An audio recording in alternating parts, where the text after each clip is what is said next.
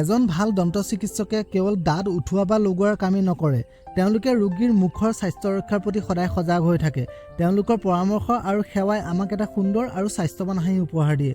বিশেষকৈ আমাৰ অসমৰ দৰে এক ঠাই য'ত পাণ তামোল জৰ্দা গুটখা আদিৰ প্ৰচলন বহুতেই বেছি, তেনে ক্ষেত্ৰত এজন ভাল দন্ত চিকিৎসকৰ ভূমিকা আৰু অধিক গুৰুত্বপূৰ্ণ। আমি এগৰাকী সাধাৰণ ৰোগী হিচাপে সদায় এটা কথাই বিচাৰোঁ যে চিকিৎসকগৰাকীয়ে আমাৰ দাঁতৰ কোনো সমস্যা লৈ গ'লে আমাৰ লগত এক সুসম্পৰ্ক স্থাপন কৰি আমাৰ সমস্যাসমূহ মনোযোগেৰে শুনি পেলাই এক সঠিক চিকিৎসা আগবঢ়াব পাৰে। তেনে ক্ষেত্ৰত মই আজি এজন খুবেই প্ৰতিভাশালী দন্ত চিকিৎসকৰ লগত আপোনালোকক চিনাকি কৰি দিব লৈছোঁ। সেয়েহে এই ভিডিঅ'টো স্কিপ নকৰি শেষলৈকে চাব আৰু লগতে শ্বেয়াৰ কৰি দিব। বৰ্তমান উপস্থিত আছোঁ দেৰগাঁৱৰ লাহতি চাৰিআলিত, আৰু লাহতি চাৰিআলিৰ একেবাৰে সন্মুখতে এখন খুব সুন্দৰ ডেণ্টেল ক্লিনিক আছে। ডেণ্টেল ক্লিনিকখনৰ নাম হৈছে পিনাকিন ডেণ্টেল ক্লিনিক, আৰু এয়া মোৰ ভাইটি, মোৰ মামাৰ ল'ৰা ডক্টৰ শিৱাশিষ ঠাকুৰ। আৰু ইয়ালৈ মই আজি আহিছিলোঁ মোৰ এক দাঁতৰ সমস্যাৰ বাবে, আৰু দাঁতৰ সমস্যাটো তেওঁ খুব সোনকালে খুব কম সময়ৰ ভিতৰতে তেওঁ সমাধান কৰি দিলে, আৰু মোৰ দাঁতৰ প্ৰব্লেমটো সম্পূৰ্ণৰূপে ভাল হ'ল। এতিয়া কথা হ'ল, আজি ভিডিঅ'টো কোনো ধৰণৰ প্ৰমোচনেল ভিডিঅ' নহয়। তেওঁৰ ক্লিনিকখনলৈ মই আগতে এবাৰ আহিছিলোঁ, কিন্তু খুব কম সময়ৰ বাবে তেওঁ মোক নিমন্ত্ৰণ কৰিয়ে থাকে, কিন্তু মই আহিব পৰা নাছিলোঁ।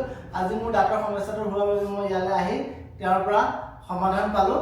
আৰু আপোনালোকে যদি ইয়ালৈ আহিব খোজে, মই ডেছক্ৰিপশ্যনত তেওঁৰ কণ্টেক্ট নাম্বাৰটো দি দিম। কিন্তু তেওঁক মই প্ৰথমতে সুধিব বিচাৰিছোঁ, ডক্টৰ শিৱাশিষ ঠাকুৰ, তোমাৰ এই জাৰ্ণিৰ বিষয়ে কেতিয়া খোলা হ'ল আৰু কেনেধৰণৰ মানুহৰ সঁহাৰি, তাৰ বিষয়ে দুআষাৰ কোৱা। হয়, নমস্কাৰ। প্ৰথমতে ৰাজবিকাশ দাক ধন্যবাদ জনাইছোঁ। আজি আহিলে নিজৰ যদিও কাম লৈ আহিছিল, অহাৰ কাৰণে ভাল লাগিলে। মানুহৰ সঁহাৰি বুলি ক'বলৈ গ'লে আমাৰ যথেষ্ট ভাল এতিয়া, কাৰণ আমি দেৰগাঁও ক্লিনিকখন আৰম্ভ কৰা প্ৰায় 2 বছৰ হওঁ। সমান্তৰালভাৱে বোকাখাততো আমি এখন ক্লিনিক কৰি আছোঁ, প্ৰায় 6-7 মাহমান হৈছে।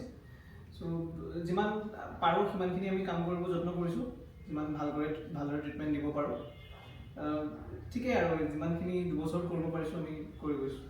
হয়, ইয়াত আহি বিশেষকৈ মোৰ ভাল লাগিলে। ইয়াত যিমানখিনি আমাৰ দাঁতৰ সমস্যাৰ কাৰণে তেওঁ যন্ত্ৰ পাতি তেওঁ ব্যৱহাৰ কৰিছে সমাধান কৰিবৰ বাবে, সকলোবোৰ আধুনিক সা সঁজুলি, তাৰ বাবে তেওঁক বিশেষকৈ ধন্যবাদ। আৰু তেওঁৰ যি সময়সূচী আছে এই দেৰগাঁও ক্লিনিকখনৰ, বোকাখাতৰ ক্লিনিকখনৰ বিষয়ে, তাৰ বাবে মই কিছু আমাৰ দৰ্শকসকলক ক'বলৈ অনুৰোধ জনাইছোঁ। দেৰগাঁৱৰ ক্লিনিকখন খোলা আমাৰ সদায় থাকে, কিন্তু আমি 4 দিন আগবেলা নৰ্মেলি পোৱা নাযায়। দেওবাৰ, বুধবাৰ, সোমবাৰ, শুক্ৰবাৰ, বাকী পিছবেলাটো সদায় পাব। আৰু এই পাৰ্টিকুলাৰ 4টা দিন বাদ দি বাকী দিনত আগবেলাও আমি উপলব্ধ থাকোঁ।